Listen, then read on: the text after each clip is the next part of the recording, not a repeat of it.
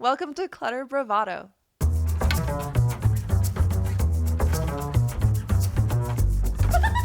Yes, and it's the energy. It's not just about the stuff. So we should probably just get into it, right? Let's go.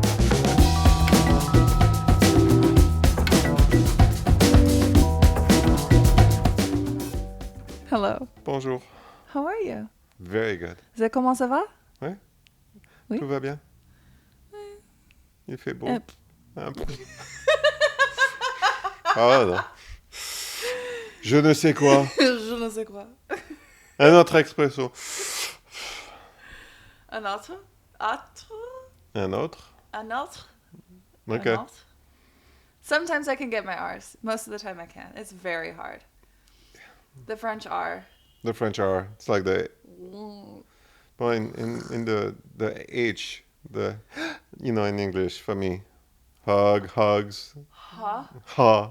it's just Hugs. not, It's yeah, just we hugs. don't, Yeah. we don't do We that. give hugs. Yeah, exactly. Yeah. Do you want a hug? But then they came up with a shoe company, so I practiced, Oh, yeah. the hug for like 10 years, and then someone came up with a pair of hug, Yeah. which was always the pair of hugs for me. Yeah. Very complicated. Oh, do you own any Uggs? You don't. You never would. No. No, me neither, actually. Believe it or not. I feel like, do you think that I'm an Ugg person? No. No. Thank you. But I mean, I'm not saying that it's a bad thing, but like, they were just never really my style. yeah, never mind either. I also Am I don't wear lying? sweatpants. Oh my, you don't Personally. own sweatpants? I own one pair. I've owned them for a very long time. They're not that person. You know? I do have, like, right now I'm wearing, like, a really ripped up t-shirt that I, like, stole from an ex-boyfriend once. Yeah. That's where most of my good shirts come from. Yeah, when it comes to, like, cozy wear, I've never really had a ton of it. I just started collecting some crew necks, though. Some crew neck sweatshirts that have cool things on them. I don't know. I have a confession, I think. And maybe we'll have him on that podcast, but I'm kind of fascinated by a brand.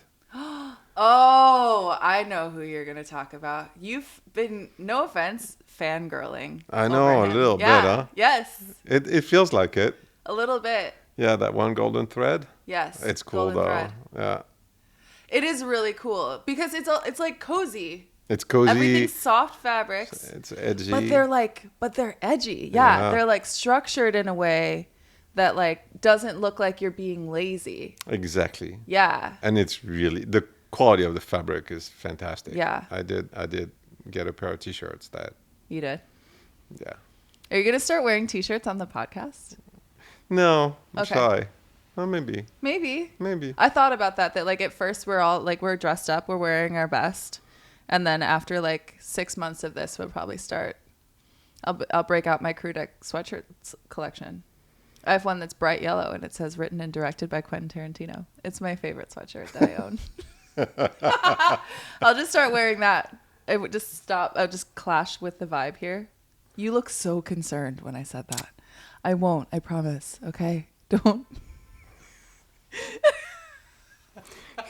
No, you know what I was I'm a thinking wild card. actually? I It know. was Yeah, another yeah. confession. What's I that? was just imagining you show up with a t-shirt or a sweatshirt with the photo of Tom Selleck on Tom in front, Selleck? in front. I We should do that. You have one? I have one. but but it's not like a headshot. It's not like his face. I have like a really like borderline inappropriate, probably photoshopped body image of Tom Selleck Yeah, no, we're not in doing little that. briefs. We're not doing that. So we're not doing that. The Quentin Tarantino, we can debate. This one, we're gonna just... Okay, no, that's fine. That's fine. No, I actually very rarely will wear my Tom Selleck shirt unless I have a statement to make. Right. Which is usually that I think that more men need to look like Tom Selleck. Right, 6 foot 1980s Tom Selleck is like, two. yeah. I agree with you. If we But, like, could, trust me, we would. None of the men in my life, none of the men that I know, I've never met a man who looks like that. You know, I don't think that it's actually real. to be honest. Like my boyfriend doesn't look like that and I still find him so incredibly sexy, you know? So like, it's not a matter of like, this is what's... So it's not like we all have to look like Tom Selleck. No, you're fine. Okay, good. Because there's no way. No, it's fine. You're doing great. All right. Okay. All I'm saying is it would be cool if more men did look like Tom Selleck. For my own personal gain. We went off on a tangent there. Yes. That had nothing to do and with I anything. don't know why that happened, but I've had this vision and it was just not comfortable. So I had to put it out there. So I'm Okay. glad that we went over that we can... I will not wear my Tom Selleck t-shirt on the pod. Perfect. We're not going to revisit that and we're going to stop talking about Tom Selleck. But if any of you out there want to see my Tom Selleck t-shirt, you just let us know. Clutterbravado@gmail.com. No. Okay, we need to catch up real quick. How you doing? You feeling all right? Feeling okay? Yeah? Yeah. It's been warm and sunny as usual. Yes. Beautiful Southern California weather in the summer. Mm-hmm. For the ones who are watching from the East Coast, it's not raining here. Yeah, not raining at all. It's really sunny and nice, actually. Yeah, and we've had a very mild summer. The breeze has been beautiful. True. Yeah. We've been able to take... Yeah, it's been an incredible summer. So I've been meaning, like, almost every summer, I like to go to the desert like one time, just to remind myself of how bad it could be, you know. But I also, I love being in the desert in the summertime for like a day. If I'm getting out of the city, I'd much rather go to the mountains, hands down. I want to be up on a hill. I want to be in a forest. I don't want to be near anybody, but I do like being in the desert. Especially like in the summertime when you go outside and you're like, oh, the sun is right there. I could die at any moment. There's something that like really feels like it reinforces all the gratitude that I have for the life that I live in the place that I live, you know? Mm-hmm. Yeah. I can see that. Yeah. I'm more like, a pool, the misters thingy. Yeah, those are valuable. A cold drink, a huge nap. Yeah. I think it was 8 years ago. No, it was 9 years ago because it was right after I moved here. I went to Joshua Tree for the second time. First time was when I was like much younger. I visited out here. But I went out to Joshua Tree in August. I walked out of the house that I was staying in because I wanted a little sun. I was wearing a swimsuit and there was a pool but it was an above ground pool, like one of those that people just like build in their land at the Airbnb. And I reached my hand in, and it felt like I was reaching into a bathtub, like a hot bathtub. And I was like, oh, so the pool's not going to be helpful in this moment. And I stood out there, and I just remember closing my eyes and, like, sort of reaching my arms out, just, like, getting some sun, standing there. And it felt as if I was, like, experiencing radiation. Like... I could feel the sun damage. Like, you know, when you close your eyes and it gets dark, this was not the case. It was bright white. I was like, this is too bright. It is too bright outside. It's too much summer. Yeah, it's too much summer. But it's kind of neat. Well, it's kind of neat to experience. I like that I live so close to that. Yeah. And then I can leave it and then I could go to the beach. Where the beach is, I feel like the beach is always 74 degrees. Well, we're lucky here, yeah. Yeah, it's nice. Sometimes I want it to be warmer. But it's always about 74. Yeah. Cloudy until about 2 p.m. Yeah. Well, when was it? I went to the beach not that long ago. And what was fun, too, is all the surfing schools that are there. Really? Yeah, I thought that was cute. I mean... It is cute. Yeah, I liked it. Yeah. I almost thought that maybe I would... Do you surf? No. Have you ever surfed? So I went on a surfing... No. So friends of mine took me in the Bay Area. So cold, frightening. Mm-hmm. They put me on the surf and they were like, you'll see, it's fun. And, I kind of fought with the surf. I fought with the ocean. I fought with the waves. So no, now I'm looking at it here. I'm like, oh, okay, I probably can find an instructor and do that. Yeah. It'd be fun.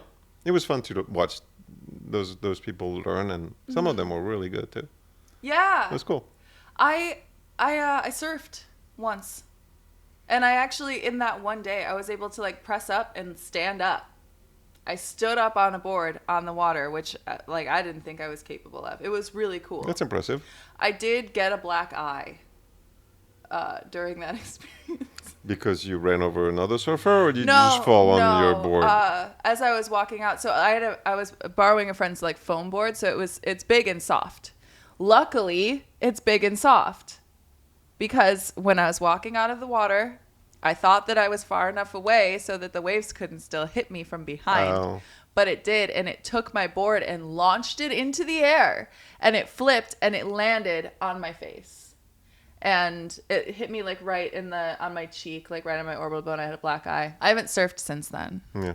Because all the stories that I heard after that of like one of the guys that I was surfing with is like, oh yeah, you see this scar across my face? I got it the same way. I'm like, cool. No, thank you. I'm fine. That face. Yeah, no, this is, hey, valuable. Valuable. To me. I don't know if it's valuable to the world, but it's valuable to me. It means a lot to me. Yeah. I don't want to bust this up. Doing what? Playing around in the ocean. I know, with my luck, it would land on my nose. That thing is valuable to... No, it's not. It's just big. I feel like you would probably have a good defense. Yeah, I would break the board. Let's keep on going now. Let's go back to design because... This is a design-based podcast. Hey, it's also about the mess and about the lifestyle. Okay, we just talked a lot about life, so I think that fits. That fits. But we do need to get back into design. So I'm actually going to quiz you on some stuff. Oof. Not quiz, just ask you things that I don't know. No. So first, we've talked in the past with previous guests about LA architecture.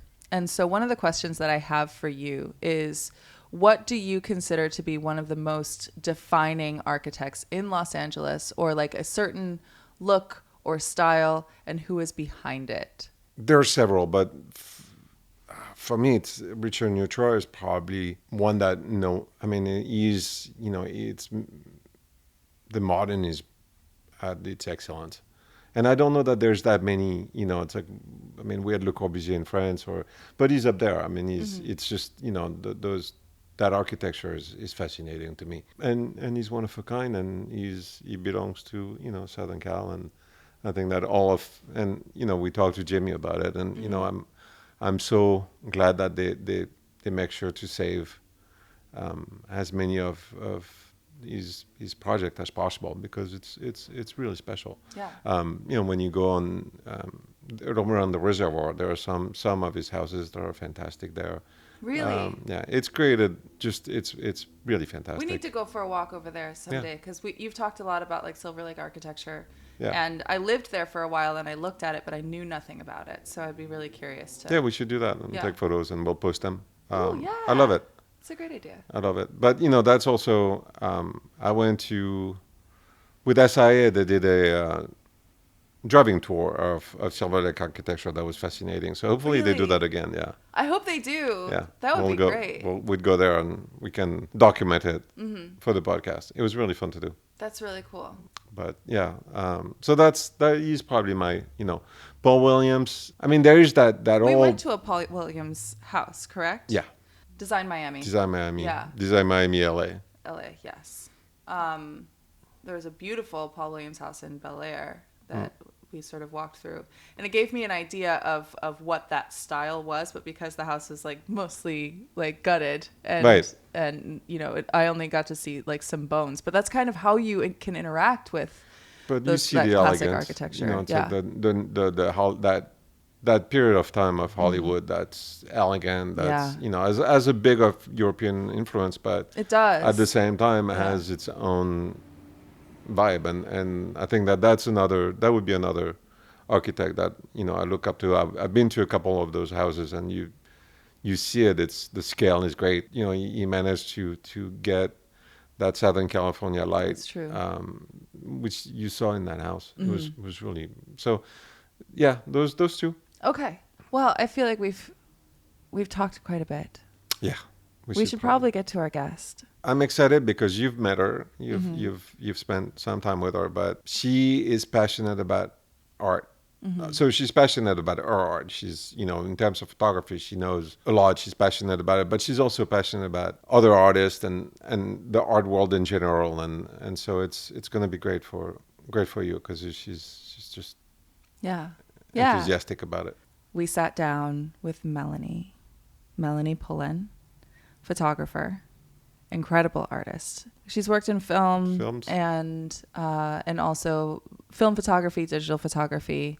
And in sitting down with her, she is such a magnificent person. She's so fun. She's so bubbly. She's so effervescent. I absolutely adore her. How did you meet her at first? Well, she lives in the same building. She does live. Yes, she lives in the building. So that's how we met. And we fell in love with our art. We obviously are lucky enough to have a few of her pieces to show here. Yeah, and this piece behind me here, we have a couple you have a couple throughout the rest of the space. They're gorgeous. This is from High Fashion Crime Scenes.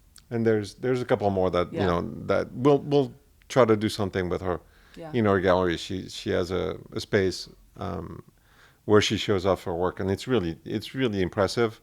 So we should try to go do a little bit of a follow-up interview with her up there. We should. We'll post that. But in the meantime, we should get to the interview. Super. Yeah. Thank you.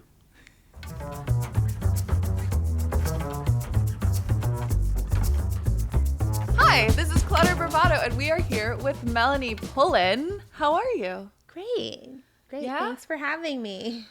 We've talked about Melanie before on the podcast. You don't know about this, but we've talked about your work, specifically that this incredible piece in the background is yours. It is, yeah. It is, and a handful of other photographs around. We're a huge fan of Melanie's work here. Big fans. Such an honor to be included with all of this. I mean, this your place is a piece of art, so I feel like I'm part of the great curation. Yes, a big part. A big part. Yeah, you're like the biggest piece in this room and in the dining room as well. So, and a couple other ones around here. So, let's talk about your photography. First of all, when did you, like as a kid, were you like really into photography, or when did you start doing it? So I started, the first time I picked up a camera and realized there was this power to shooting, I was 6 years old and I was sitting in my Greenwich Village apartment with my massively large family of like 20 or 30 New Yorkers screaming over one another and smoking. And I pulled out a Polaroid camera and I was like, freeze. And everybody froze and posed for a picture. And I, as a little girl, 6, 7 years old, realized, wow, there's a lot of power in this thing. Like, what is this? So cool. Wow. Yeah. So your early Polaroid camera, and then how did that evolve? So I remember saying around that time I wanted to be a photographer. Mm-hmm. My grandmother was working with, she was the photo editor at Audubon magazine, which is like the equivalent of National Geographic. Yeah. And, so at the time she was like this, she's still alive, but at the time she was working there, and incredible woman I looked up to. She was always on a deadline. She smoked a lot. She was very neurotic, but I was like really intrigued by her life, and she kind of was so sophisticated and glamorous, and so I started to really think about like this lifestyle and the people I'm surrounded with. I really like it, and I was always just in terms of art and I, obviously drawn to the art of it. Mm-hmm. But it was like a two-part thing. It was like it represented this kind of freedom, a little bit of this ability to, for a little girl, have like some control over an uncontrollable situation. Yeah. and then just realizing like the power you have to create within that. And so, yeah, I think that was like the first moment of my evolution, into becoming a photographer. Yeah, it's the craft and it's the lifestyle, and it's also telling stories using Mm-hmm. images. Well, for me, and that again, like that goes back to my grandmother, and when I was a little older as a teenager, I've probably told you this story before, Laurent, but she was judging a big contest for the Natural History Museum in New York. And it was like all the great nature photographers and pictures of like owls and different animals that were just incredible. And I was going through the photos with her, and I was like, which one won this contest? And she pulls out a picture of that's just white, like nothing else. It's just a white picture. And I'm like, what is this? There's no animals. There's nothing. And she's like, if you look closely, there's these little footprints, and the you can see where the imprint of owl's wings were. And she goes, that picture tells a story. And it really, that moment formed everything I do and continues to form everything I do, because you're like, in any picture or piece of art I make, there's always a story within a story. So that's kind of wow. Yeah.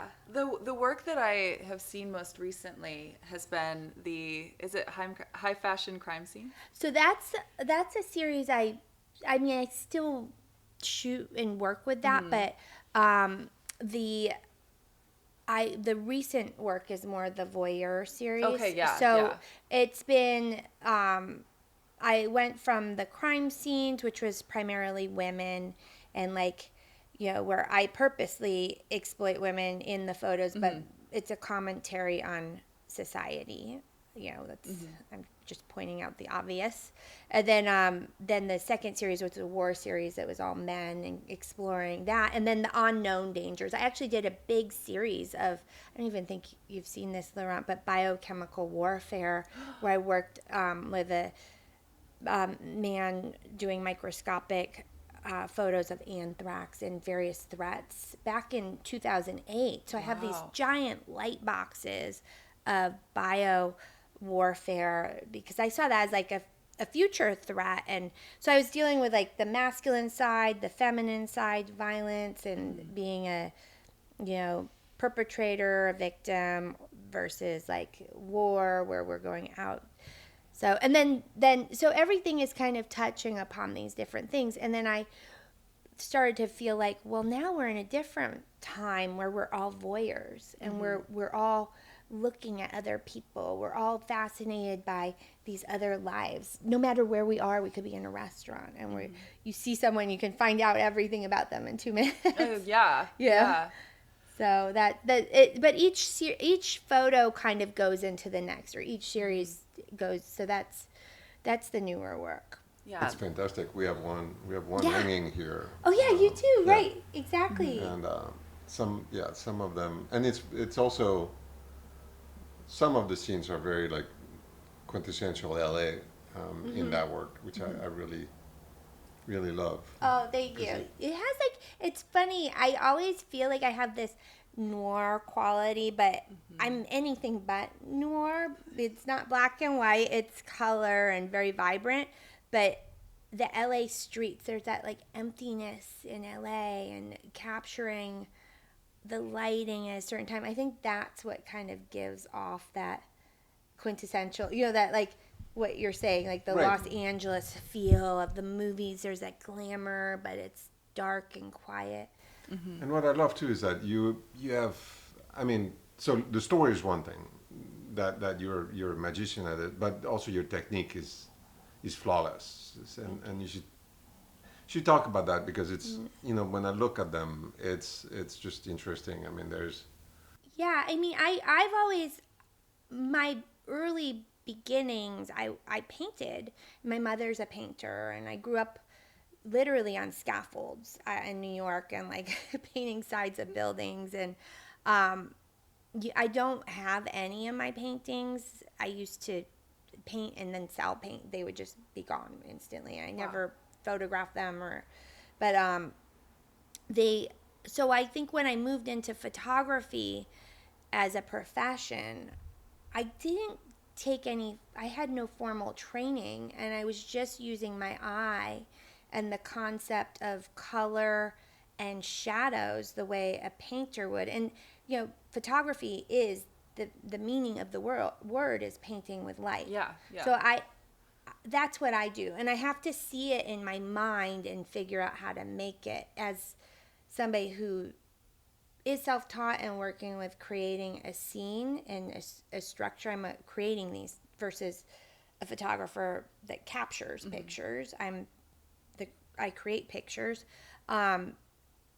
And so for me, it's always been like I have to really plan it out. And like even if I was shooting that building and that building was for a piece of my work, I would have to time it so the lighting was hitting a certain way, or I'd rent certain lights. And I never worked with strobe lighting because that, again, being self-taught and learning my own way, I can't see the light. So I can't paint with the light. So I use hot lights and I use, that type of lighting. So I've lit up entire buildings. And if I'm doing that, I'm lighting each part, or so I've even used the technique where you leave the shutter open and you literally paint it with a flashlight. Like some of the voyeur pieces, you wouldn't know that, but I'm actually painting the model with a flashlight, so I can get the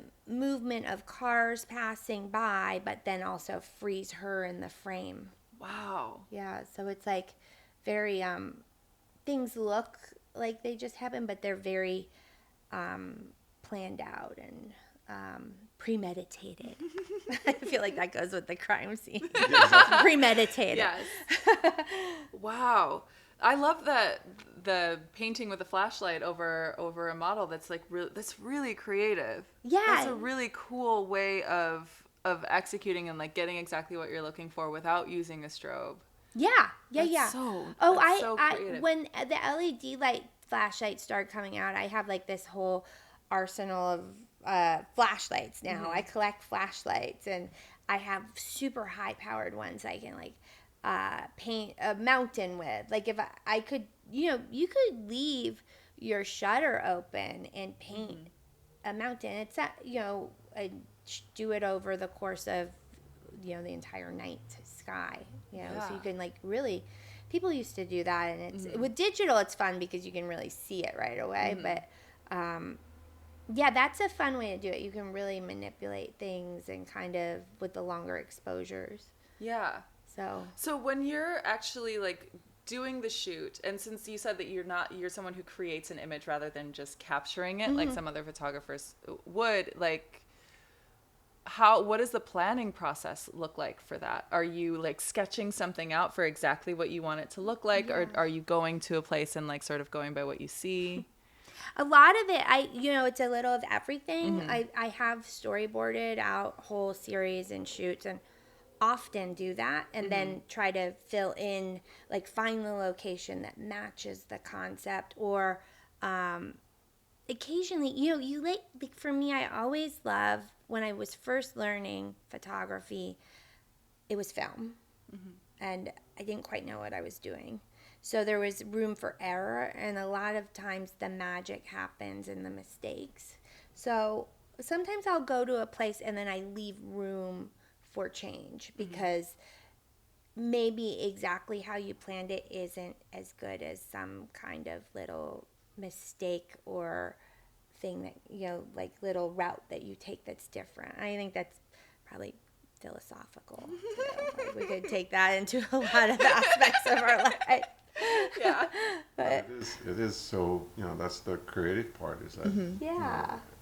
Right. And that's where it's, in be it in design. I mean, we've I think it's also like something that a lot of designers or artists are talking about, is that you need that room for error. You need that room that lets you be creative, that lets you be like, that odd fabric, that odd, moment, that you have to be open to that. That's interesting you find that too, because that's like where a lot of the magic, like I can just imagine in your world, like going into a store filled with furniture, and then you're like, what is this fabric?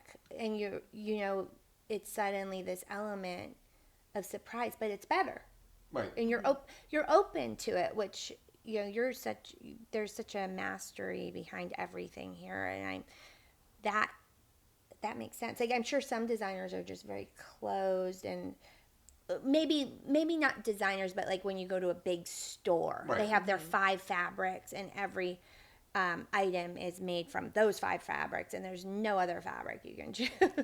Well, it's interesting because for us, for example, Kimberly still hand draws everything. She does. Oh wow. yeah, she hand draws Wow, everything. she's so because amazing. it's just like it's her vision. She can't, if you give her a rendering in a computer, it's like it's game over. She has to be creative. She has to be and some of it, you look at it, you're like, but you trust the process and it works, and so that's the creative part of. Um, but yeah, she'll do that. I mean, she's surprised me because she's on a fabric, a pillow that you're like, you're crazy, and no, it's just this thing that she needs, and very. I mean, I see it similar for you. It's like it's that space where let's leave it for creativity. Because you can't plan everything. I mean, it's like I think that planning is important, but you plan everything, it's gonna fall flat. Exactly. And you can get it close and get a feeling of like, okay, I know I'm making a sofa. I have to make a sofa. So you know that, right? But then within the boundary of it, there's like where things can evolve or change or with the photography, when I going back to that, when I was saying I really think there's just 2 types of photography. There's creating moments and capturing moments. So I think both forms of photography are unique in their own ways. And so, again, like going back to design, I'm sure there's elements where there's like a different style of creating, but it's just unique in its own way. Like, somebody might do something different. But to me, whenever I walk in here, there's a new masterpiece in here of design and things that surprise me. So I feel like I get the element of surprise just coming in here. Like this new piece that you made, I'm like, where did that come from? And that fabric, and it's wild, but it works and it's beautiful. And I've been lucky enough to know you for quite a while, and both you and Kimberly, and I've been noticing. It's funny. I've noticed the evolution in my own mind about design. When I first met you, you were so ahead of the curve, but in design that I didn't understand it. I was like, what is all this? And now it's come full circle, and I'm like, you were light years ahead of like what's happening in the world right now, like what was happening at the time. Because I think when I met you, it was like the world was very about like minimalism, and everything was like, oh, what chair do you have from this mid-century designer? And it was like there was a handful of key pieces, and you were always, and I think you and Kimberly in this setting were mixing. Like you would bring in these French masterpiece pieces, and then she designed something, and I was like, now the trend is going more that it's kind of caught up with you, where it's I feel like really good designers have even evolved since I met you, and I think people are making places that are more personable, that tell more of a story.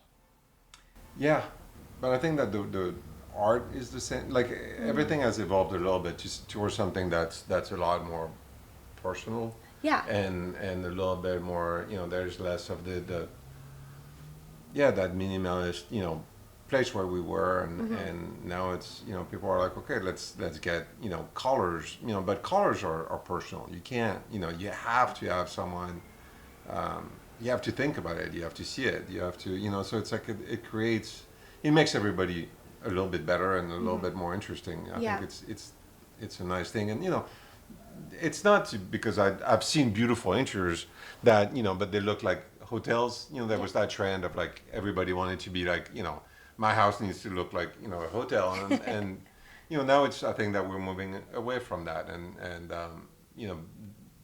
it's I mean, and like everything, I mean, interiors like fashion, we go through. Yeah. I mean, God, I started and we had collectors of 18th century French or British English furniture, or those people had houses that looked like it looked like an 18th century home, and that's, for example, that's gone. I mean, there's very very very few people that do that. So it's funny to see the evolution of design. It's really interesting. And like even I was at an auction house. I love auctions. Oh, yeah. So I was at one downtown, and this guy, you probably know who he is, the Australian guy. He was like, and this game table sold at an auction, 15 years ago for $200,000. I think I followed the game table. I think it sold for like 5,000. So it's like the tastes change so much. Yeah. But I feel like it's going back to like people who are hiring people to do their interiors, or there is more of a story being told for sure. I think so. Yeah, people got tired of that, like what you were saying, like that hotel feeling. I think that we're starting to see. And then there's always, there are parts of it that it's like, antiques have gone down in value, so they're more attractive, or so I think that there's a whole part of it that brings back, so now it's more, I think that we're going towards more eclectic environment, colors. It'll be interesting to see where like AI takes us in everything, because now I feel like it's a tool and you play with it, but like even in terms of architecture or design, it kind of gives a little boost to it, and it does open up the imagination to like more layers of like, how can I make this more creative and add more in there's something. Are you finding that that's a good tool in your world? Or I want to interject a little bit, because I had the opportunity to do this. The last designer that I was working for, she wanted to just explore that area, because there were a lot of other designers that were using it, again, like as a tool for inspiration. And that was our intention. And so I started putting together, like I was using like an AI generator that I feel like now is a little bit outdated, and this was only like maybe 6 years, and it was in January, so it was like 8 months ago. As I was using it, I started to notice that all it's doing is pulling from other images. You'd put in like, I want to see a Parisian metropolitan apartment with like a contemporary or like modern, so whatever, you're like using these keywords throughout it, and then it's generating an image, and a lot of them ended up very similar. There were certain elements that like, when it hears modern, that means that it cuts the corners off of this, it makes this a little bit rounder, it makes this a little bit bigger, and it helped me to sort of learn about like how you describe different elements of design. But as an inspirational tool, I found that the biggest thing it was missing was an understanding of how the space is used. Aesthetically, you can look at it and be like, this is actually a really neat idea, but it's never walked through a space before. Interesting. So it doesn't understand, like it might know that a table needs to be this far away from a couch, but it doesn't know why. It doesn't know what that table is there for, or even like what a table is. It just knows what it looks like. That's interesting. So it was really fascinating to start, working with this, because like if you actually were to take an AI generated room and then you were to put it into a floor plan of like, this is where everything is, it doesn't have any intuitive use for someone who's using the space. Like if you're laying in your bed, why would you want to have a nightstand that's like farther than your arm's length away? No matter how big the room is, everything needs to be something that's accessible. Like this is for the purpose of putting something on. Why would you have it be an uneven or a slanted surface? And I came up with this thing. I did this on TikTok, by the way. I don't know if you're familiar with this. So there are a few different ways that you can identify an AI generated image. And because I was making them, I started being able to pick up on it. So the rules that I came up with were count the fingers, find the letters, count how many things, ask yourself how, and ask yourself why. So the first one is just for if there are humans there. If you're counting fingers, the fingers are going to be wrong. There's never the correct hands amount. Are horrible. Hands and toes are messed up. Yeah. So like if you're wondering whether the image that you're looking at is an AI generated image, look for the fingers first if there are people in it. If there are no people in it, it's just interiors. Find the letters. So in anyone's home, you can look throughout here and you're going to find a book that will have a title on it, or you'll see something that has a label on it. Look at that thing in an image, and if you can't read it, it's very likely an AI generated image. If there are absolutely no books or letters or anything, why? Why is that? Yeah. So there was one image that I looked at that was a library. This is beautiful, beautiful room, like, really rich wood, and the lighting was gorgeous. And I was trying to find the name of any book, and I couldn't. Wow. So I'm like, oh, there's no letters here. This is AI generated. Count how many things. AI loves to just like put pendant lights and recessed lights everywhere. So if you're looking at an AI generated image, look at the ceiling or count how many just things are around. Yeah. Because there's going to be too many of something. There's too many windows. There's, too many.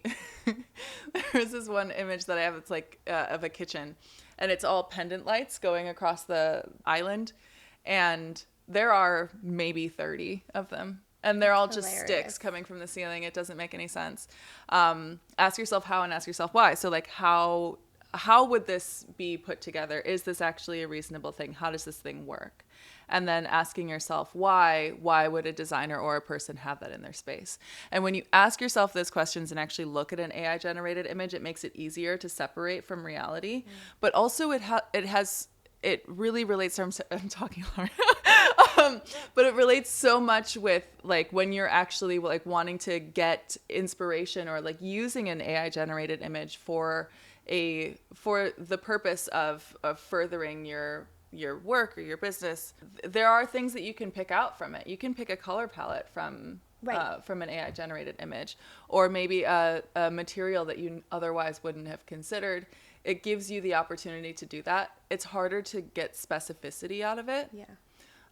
That's something that you just need to go to a person right now still, to really zero in on those things. But then not taking it too literally is so important, because you cannot just put up an image. There are so many AI generated images that are going out around the internet right now that people are thinking are real. So when you're working with a client who is seeing this absolutely impossible space, and like, oh, well, I saw this on an AI image and I would love to create this. Mm-hmm. Then as a designer, you have to sit down with them and be like, listen, this is not real. This is actually, like, this is completely impossible.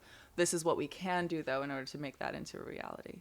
Yes. Yeah. Yeah. So it becomes more of like a tool of inspiration versus, it'll be interesting to see, because it's still so in its the beginning. Yes. I'll say that. Yeah. my speech impediment won't let me say that. But yeah, but it will evolve into something more. But like for me, I'm on all the beta testers with Photoshop, so I use AI for retouching. And certain things it's been great. Like it'll remove chords, but then it'll do something crazy and you can't get it to understand. But then they'll come out with because I'm on the beta, they're coming out with new updates constantly. So then they'll do an update and it's like, that's perfect now. Yeah. And it's like so fast. Right. So it speeds up. But my question for you is that you have, your eye, I mean, you have a couple of years of using a camera. So your eye is trained. I mean, it's like, it goes fast. Your brain, you really have an idea of what you want, as an artist, what makes you click, right? But, so my feeling is that you look at that, is it really an inspiration, or is it just like, because it can give you, 150, I mean, it can give you 150. Yeah. I see furniture, for example. You take one furniture, you describe it, it can give you 150 different things. Out of the 150, 149 are either invisible or butt ugly. I mean, so it's like, at the end of the day, like for someone who knows, who's really an artist, I don't know how much time you save looking at 150 things that are not valid. I don't look at to try to find the one thing that you're like, oh, okay, I could No, for me, I don't. Like, it hasn't been useful in that way for me at all. Like, I played a lot with it in the beginning, and then the keywords, and I can see it being good for certain things I do in the future. Like, you know, if I'm shooting someone, because I've been directing more, so if I'm shooting on a green screen, and like during the pandemic, I was directing all the time. We were renting locations and this and that. It gets these were pretty big budget shoots. It's expensive, like to rent a house in Malibu and shoot there for this job I was doing directing. It was like, it was $1 million a day for a shoot there. It's like insanity. So there will be a moment where you can shoot for certain things, like especially in directing, you'll shoot a person and you do a green screen, and then AI makes that easy, and you're working within your eye. And for certain things like that, I can see it being like a drop-in, where it makes, but I really, like, I mean, that's basically what miniatures, like, I've built cities out of miniature cities. We built Berlin for some of my shoots. Like, oh, wow. After the World War II Berlin, and it was like, took these artisans, 4 weeks to build the city, and then I had to light it, and I couldn't get it. So I think, like, now there will be artisans that fine-tune that, and then you drop it in, and it'll be really good. But I do think that in terms of, like, Instagram and different things, it's starting to ruin it. Absolutely. Because it's like the AI is infiltrating, and I can really tell too. It's occasionally I'm fooled where I think it's a person, it's not. But yeah, there's something. There's no soul. Yeah. So, and as we all know, soul is everything. Like, yeah. Soul music, soul food. Like, come on. So you gotta have. You can have something beautiful with no soul, and then there is a difference. Like, there will always be a difference, and that is, if you just have a beautiful thing with no soul, you have a mannequin. Yeah. Right. The biggest issue that I have with AI is that I don't need AI to be creative for me. I feel like all of us artists are just desperate for the opportunity to create without all of the bureaucracy that goes into the process of doing it. I would rather AI do my taxes, figure out how to do all of my paperwork, make sure that everything is organized, like do all of that stuff.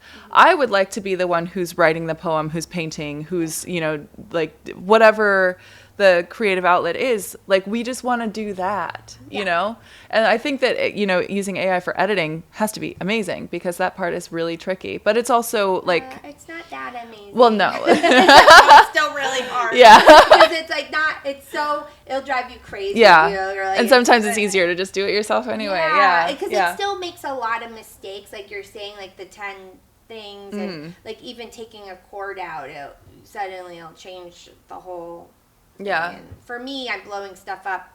There is the tangible side to what I do, like what you do. We're making real things, so we're not making something that you're going to see on Instagram forever. I'm making things that go into museums. Yeah, it's like so. When I blow it up to 10 feet, it has to look right, and sometimes I'm finding this last year, it can help me with a little tiny aspect of it if I'm lucky, because it's still a roll of the dice to get anything right in AI. And then I have to fine tune it to make sure it's perfect. And I think that, I'm obviously French, old and grumpy, but so I'm always a little late on getting with the program, but I do believe that, like, for example, what we do on these podcasts, we're using something that's reasonably new, but it's to have a contact with someone, contact with an artist, contact with a designer. I am so for people going out to art galleries, stores, seeing stuff, talking to the artists, talking to the designers, having this personal relationship, because I think that that's where magic happens, is when when we talk, when we talk about your space, when, if I just send you photos of my sofa and you're like, yeah, okay, whereas we're working on, doing something for your gallery, that it's going to go further than if I just email you the sofa, I'd be like, yeah, that's what it is. So, see you. We have a relationship. We have something that, and I feel like AI. So for us, we are, we've been doing it for a while. We've been doing it for a while with paper and, stencils. We've been doing it for a while. So we have that knowledge. We have that passion. We have that eye. I feel like, I don't want AI to be like, oh, well, I can plug it into it. It's like writing. Well, Yeah, you can you can put like 3 things and then supposedly it's going to give you a poem. Yeah. No, there are poets. There are people that are poets. Yeah. They are born poets. They breathe poets. AI. And most of them are working as baristas because nobody's paying them to write poetry. for sure. But that's a different. or they sold their .com company and they're like, There's that. Yeah. The fear is that AI is going to replace. People are going to take the easy road and then. yeah, it's well, there's Like now social media where no one goes to see things in person, or people are not talking to each other. I have that fear that AI is going to take, which part of it could be good, but we're gonna take it and turn it into something that's. I think not the good. good aspect of it is like what we're saying, like it's great for doing taxes, like those types of things, the things that like will allow us to be more creative. So if you think of it as a tool, I've been really excited about it. Yeah. I know a lot of other artists are like, this is the end of. I'm like, no, maybe it's just because I know no one can make what I'm making as the tangible object.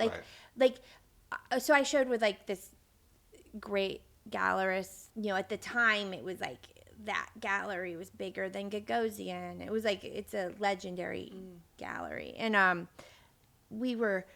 used to get him to ride bikes around with me in Silver Lake and do all these. We would go out and have drinks. We had a great time back in those days.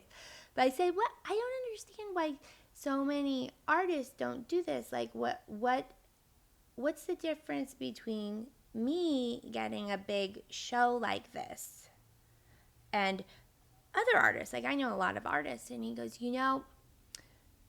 you can offer people the biggest show in the world and the opportunity, but how many people show up to the door? And I always thought about that. I was like, that is the difference. Like, how many people make it? How many people follow through?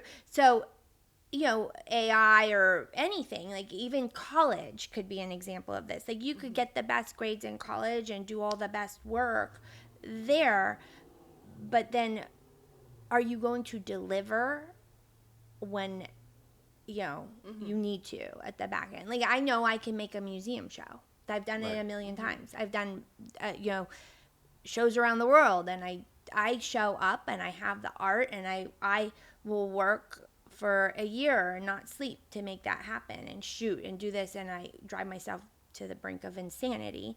But that's the difference. That's why there aren't that many people that actually. So AI is a tool for people that can do that, and it can be really fun for people who don't.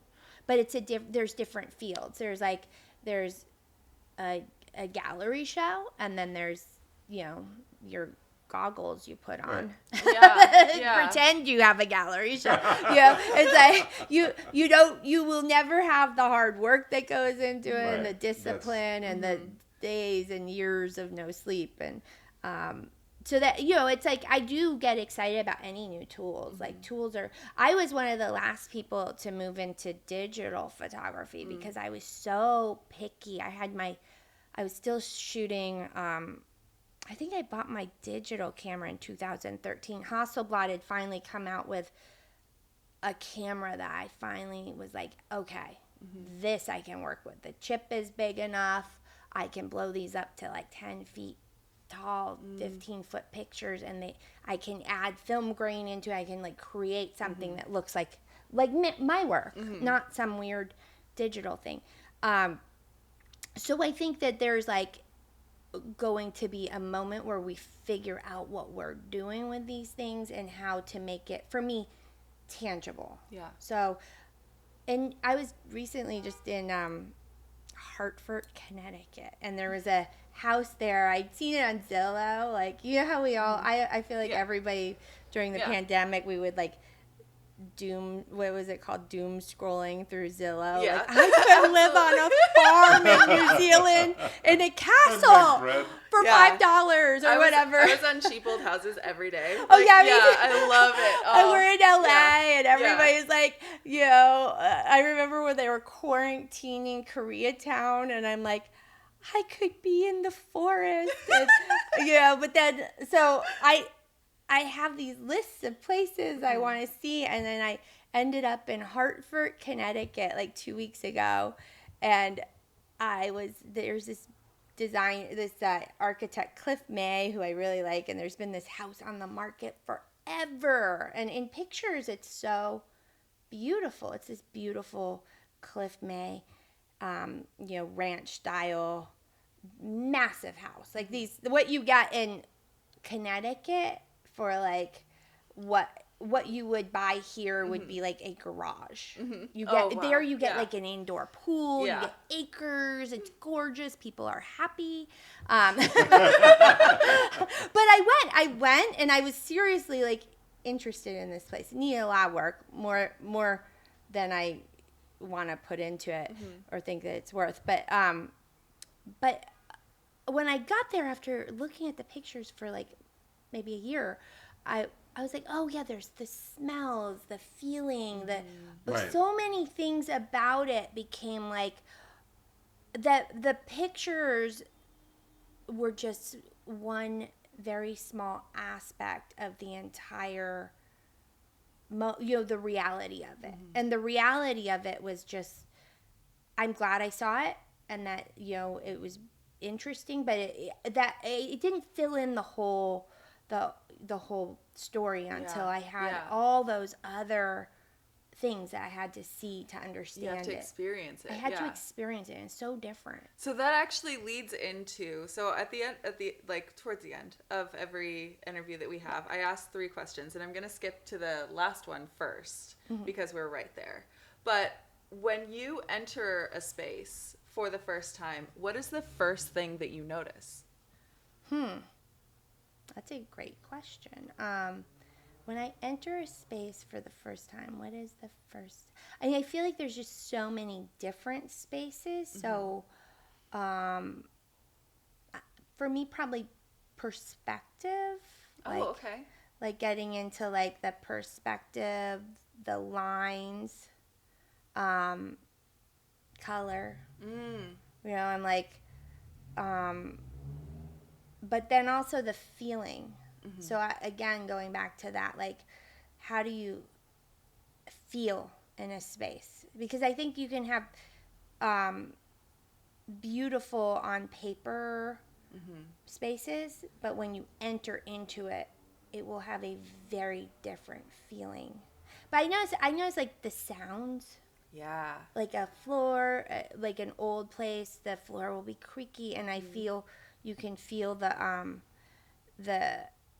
curvature of the room, like the house is settled there. And to me, that all those things are like the history of it. So smell is a really big thing. Like some places you go into and it can smell dusty or old or fresh and like new. Like there's just, everything has a story. So I'm just like, I think I overanalyze everything. So I'm sorry I gave so many answers. No, it's great. It's like all of it. Yeah, no, that's it's like perfect. everything. It's a story. It's a story. It's a story. In your place, when I come here, I'm always noticing the fabrics. Like you'll see me in this video, like feeling. It's like so tangible in here. Yeah, everything is like, yeah, it's all different. Like everything is like such a. I feel like anyone seeing this should come over and feel the fabrics. They should. We should just come over. Come hang out. Yeah, come hang out. And also, And also, it's not even my place to invite anyone into. But please, Come to over. Laurent's. Come Yeah. to Laurent's room. It's beautiful. and Laurent like will make you lunch and dessert That's and true. something delicious, so you Yeah. get the whole experience. Yes. Well, you got the experience. I know, I But you love know it. what? Thank you. That lunchtime is magical for me. Yeah. It's just like that's a little luxury that I just love. Instead of just go, and I'm eating a sandwich, and that's stopping. I mean, it's partly because I'm French, old and grumpy. That but He needs to have a full belly, or he gets a little grumpy. But I need yeah. to have that. It's part of the lifestyle, and Yeah. I'm glad that we had that time, because that's where we share, we talk, we get to know each other, Yeah. and it's just fun. Yeah. Yeah. I Okay, love let's move on to Okay. our last two questions. We're running out of time a little bit. What is your favorite place in your home, or favorite place that you've worked or shot? Like, you can pick one of the other, or you can give us two examples. Favorite place I've worked or shot or home. I think for me, well, the view from where I live, my home. I like to look outside. And again, there's like the voyeur aspect. There's a person that lives like, I don't know, 7 buildings down. And I guess they've lived there since I was married in this building, divorced in this building, had my son in the, everything's happened in this building. So there's a person that's in this building called the Gaylord down the street, way down there. And they have a big red living room. And from my view, I haven't seen the person, but I can see that room. And so wow. I just love the view. And Yeah. it's very rear window. And I feel the city. I don't know the stories of the people inside the places, but you can, there's something so quiet and like, kind of like Gotham City. You're above it all, and you're kind of looking at this urban. So that, and also going back to my favorite place that I've worked was probably my old place. When in my 20s, I lived in this. I rented part of this mansion in Silver Lake, and I had this view again, and I felt like I was above the city. So the views are very important to me. Yeah. Oh, that's awesome. I'm also very much a voyeur. I've lived in a very high building before. I was like on the 16th floor of a building, and being able to like look out and see the skyline over the other buildings is just amazing. So I love it. Okay, so last question. What is the messiest place in your home? Oh, the bathroom. Yeah. I don't know if that's a woman thing or like Everything is everywhere. Oh yeah, I'm just like this. I throw the makeup everywhere. I have cups of coffee in there. I forget about like everything. It's like where I do my hair, and it's just it's always been like that. And yeah, I'm always hiding my little bathroom. I'm like, don't go in there. It's a disaster. There's makeup everywhere. So Oh, I love it. That's so rad. Thank you for your honesty. I appreciate it. And before we go, what are you working on now, and is there anything that you want to plug or promote that we can look forward to? I mean, probably, and I don't remember what I could plug or promote, but I have more shows coming up. And, summer I kind of go into hibernation mode and just take my book around and start writing ideas. So I'm about to do some events at my studio, which are private versus the gallery. I'm doing a thing with the ballet coming up in the studio, some like performance art pieces. And then I have a new show coming out next year. You were at my show a few months ago. Yeah. So that was like a precursor to the new show. Okay. Because that was kind of recapping my work and some leading into new work. So I have next year, probably around this time, October. September's a big month in New York, but in LA it's the worst. I've had openings here in September. It's hot. Right. It's still Yeah, you have to do. So I've learned October. So in October, it's in a year I'll have a new show. Amazing. So we'll have another podcast. Yeah. Yeah, okay. Yeah, we'll I'm have you on plugging next out year. of here. You said plug Yeah. I'm plugging my future. Yes, I love it. Well, thank you so much for Thank being you here. so You're much. such a delight. Yeah, thank you. I'm so You glad too. you came Thank all you. the way downstairs. I know. I always get mixed up because I'm like, is it downstairs? Is it upstairs? Like, yeah. But thank you. Thanks. Thank you. Thank you. Okay.